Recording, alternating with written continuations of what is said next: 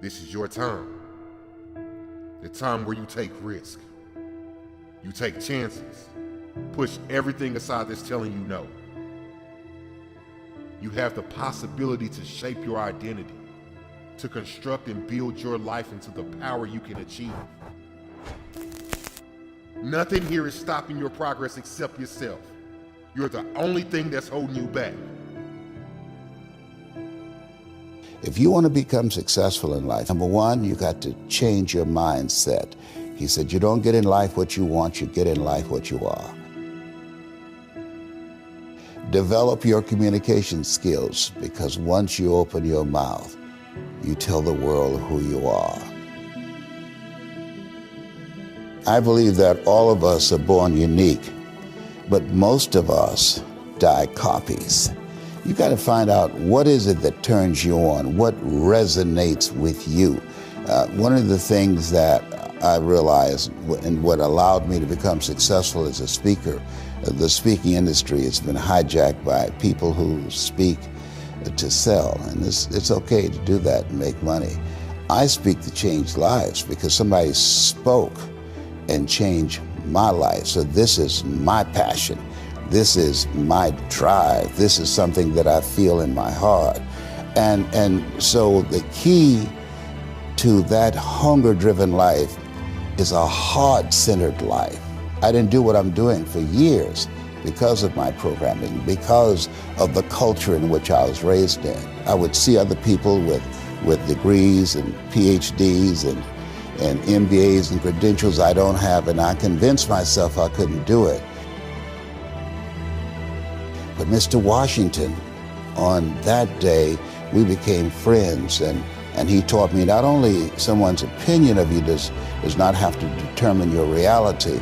He said that you have to work on yourself, and you have to have an unstoppable attitude, and no excuse is acceptable, and you've got to make it a priority, a non-negotiable in your life, and hold a constant vision of what it is you want to achieve, see it accomplished, and go all out. Find a way to win in spite of the setbacks, in spite of the disappointments, in spite of your failures. I tell people when I'm giving presentations, you will fail your way to success. I have a saying, is life knocks you down, try and land on your back, because if you can look up, you can get up. Never let a situation or circumstance define your life, no matter what it may be. And understanding that you got something inside of you that's greater than a situation or a circumstance, but you have to constantly believe it, and not only believe it, you have to make decisions and choices every single day and put you a step forward toward what you believe your destiny is.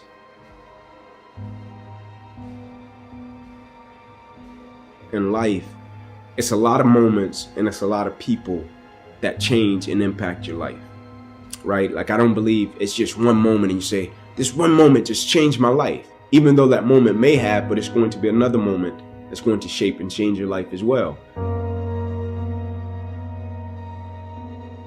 Either somebody is in the midst of adversity, or just came out of adversity, or it won't be long before they head into adversity.